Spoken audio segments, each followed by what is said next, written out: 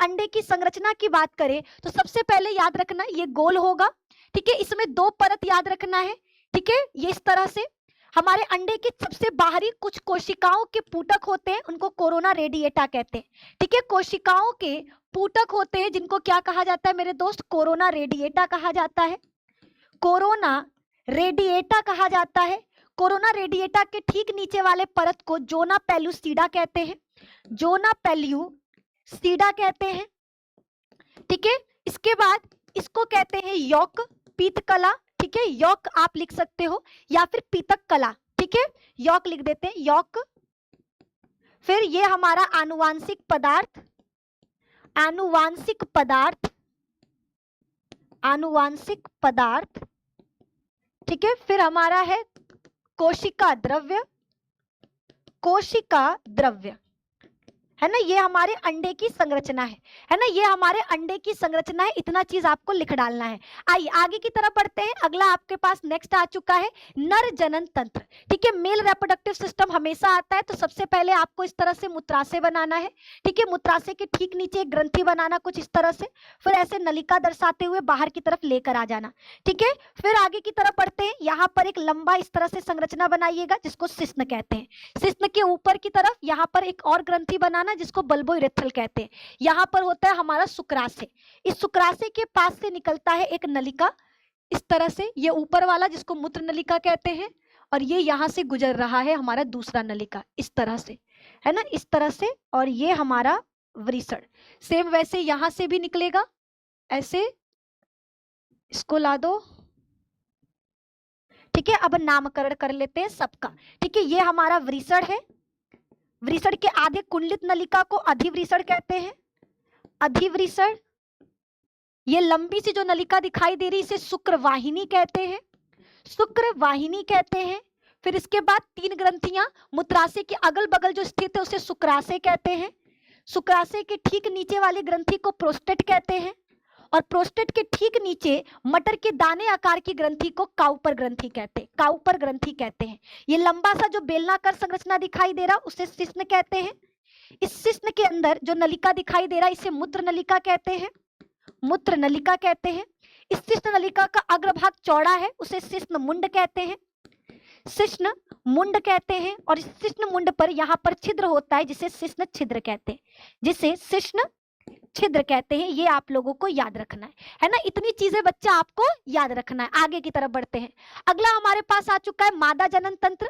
मादा जनन तंत्र में सबसे पहले आपको गर्भाशय बनाना है, गर्भाशय के ठीक नीचे ग्रीवा बनाना है, और ग्रीवा के ठीक नीचे योनि बनाना है, ठीक है। गर्भाशय के दोनों तरफ आपका होता है फैलोपियन नलिका, ठीक है, दोनों तरफ क्या पाया जाता है, फैलोपियन नलिका पाया जाता है। आगे यहाँ पे चौड़ा कर लेना, यहाँ पे उंगली नुमा संरचना बना देना, सेम वही यहाँ पर भी करना है, यहाँ पर ऐसे चौड़ा कर लेना और उंगली नुमा संरचना बना देना, ठीक है। इस उंगली नुमा संरचना से अंडाशय को जोड़ देना, और ये अंडाशय बच्चा आपका किससे, गर्भाशय से भी जुड़ा रहता है, ठीक है, गर्भाशय से भी जुड़ा रहता है। अब नामकरण करते हैं, ठीक है, नामकरण करते हैं। सबसे पहले इसे कहेंगे अंडाशय, ये जो उंगली नुमा संरचना दिखाई दे उसे झालर कहते हैं। ये कीप जैसी जो संरचना दिखाई दे रही उसे कीपक कहते हैं। जहां पे शुक्राणु और अंडाणु मिलते हैं उस जगह को एम्पुला कहते हैं, एम्पुला कहते हैं, ठीक है। गर्भाशय और फैलोपियन नलिका जहां पे जुड़ते हैं उसे स्थमस कहते हैं। ये आपका क्या कहलाता है, गर्भाशय कहलाता है, ये गर्भाशय कहलाता है। गर्भाशय के ठीक नीचे वाले हिस्से को गर्भाशय ग्रीवा कहते हैं, गर्भाशय ग्रीवा कहते हैं। और गर्भाशय ग्रीवा के ठीक नीचे पाया जाता है योनि। योनि आपको घर पे बच्चा इसको 2 से 3 बार प्रैक्टिस करना होगा तो ही आप बना पाओगे, ठीक है। गर्भाशय में 3 परत पाया जाता है, तीनों को बना लेना, ठीक है, तीनों बना लोगे तो और बढ़िया नंबर मिलेगा, ठीक है। 3 परत नाम लिख दो। सबसे पहला बाहरी परत को कहते हैं बाहरी परत को कहा जाता है पेरीमेट्रियम या परिगर्भाशयी परत, परिगर्भाशयी परत। दूसरा वाला कहलाएगा मध्य गर्भाशयी परत, मध्य गर्भाशयी परत। और तीसरा कहलाएगा सबसे अंदर जो खून का बना होता है उसे कहते हैं अंतः गर्भाशयी परत, अंतः गर्भाशयी परत, ठीक है। ये आपको बच्चा याद रखना है, अंतः गर्भाशयी परत, ये आपको याद रखना है। चलो आगे की तरफ बढ़ते हैं। अगला हमारा इंपॉर्टेंट डायग्राम है शुक्राणु की संरचना। ठीक है, शुक्राणु की संरचना कैसे बनाएंगे? सबसे पहले आपको इस तरह से सर बनाना है, सर पर एक टोपी नुमा संरचना, इस तरह से एक गर्दन, और गर्दन के ठीक पास आपको इस तरह से एक चौड़ा संरचना बनाना है जिसको मध्य भाग कहते हैं। उस पर थोड़ा सा ऐसे डायग्राम बना देना, और फिर आपका लंबा सा पूंछ। ठीक है, इस तरह से। ठीक है, नामकरण कर लो। नामकरण में बच्चा शुक्राणु का ये भाग कहलाता है शीर्ष भाग। ठीक है, सबसे ऊपरी वाले भाग को कहते हैं शीर्ष भाग, जिसमें टोपी नुमा संरचना एक्रोसोम कहलाता है। ठीक है, ये शीर्ष भाग में यहाँ पाया जाता है आनुवांशिक पदार्थ यानी पिता के गुण। ठीक है, आनुवांशिक पदार्थ।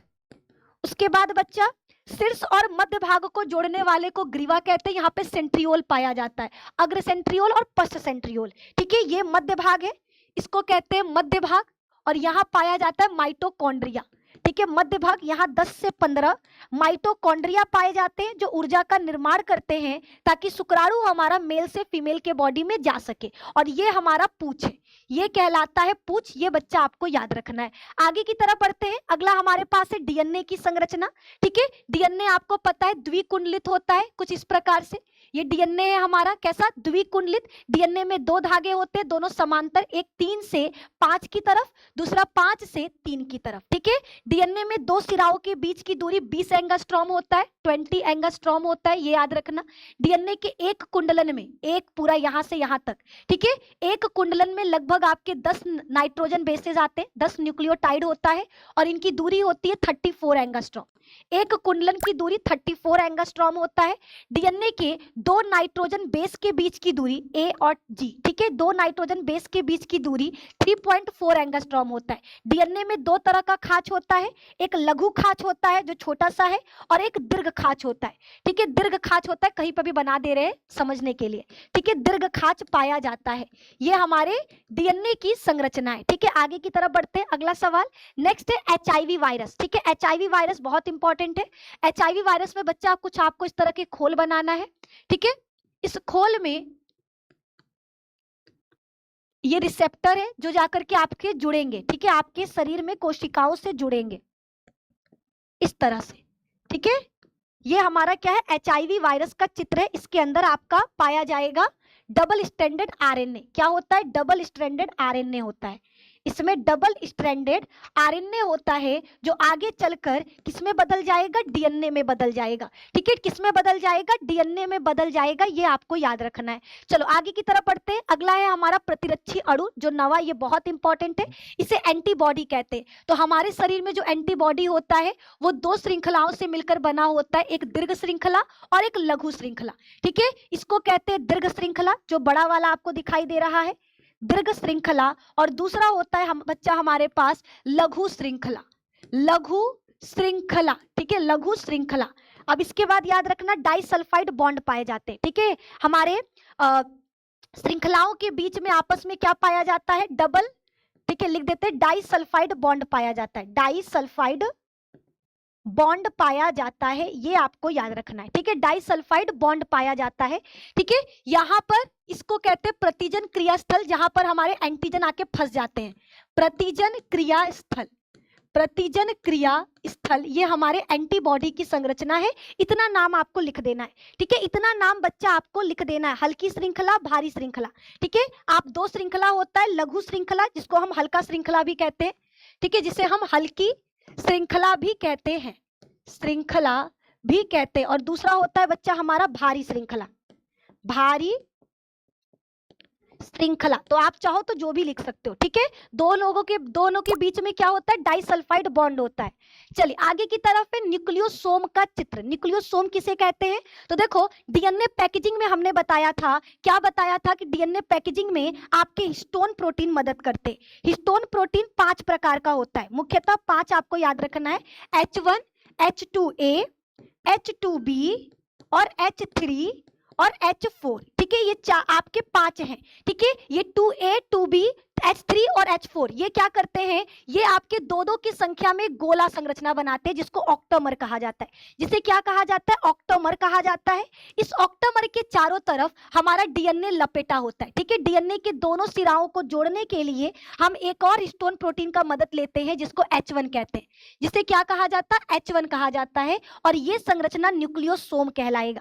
न्यूक्लियोसोम, न्यूक्लियोसोम में क्या होता है बच्चा, न्यूक्लियोसोम में ऑक्टामर होगा। ऑक्टामर किस चीज से बना होता है, H2A H2B H3 H4, इनके दो दो संख्या, ठीक है, ये संख्या में दो दो मिलकर के ऑक्टामर का निर्माण करेंगे। इनके चारों तरफ हमारा डीएनए लपेटा होता है। डीएनए के दोनों सिराओं को जोड़ने के लिए हम H1 हिस्टोन प्रोटीन का मदद करते हैं। तो एक ऐसी संरचना जिसमें हमारा ऑक्टामर हो, जिसमें हमारा डीएनए हो और हिस्टोन प्रोटीन H1 हो, इस संरचना को न्यूक्लियोसोम कहा जाता है। इसे क्या कहा जाता है, न्यूक्लियोसोम कहा जाता है। तो यहां पर हमारे टॉप 10 हमारे डायग्राम क्या हो चुके हैं, कंप्लीट हो चुके हैं। एक छोटे से वीडियो में हमने कोशिश किया सबसे ज्यादा पूछे जाने वाले मोस्ट कह सकते हैं रिपीटेड डायग्राम, जो बार बार परीक्षा में आता है या कोई सवाल आता है जिसमें इन डायग्राम को आप बना सकते हो, वो यही है।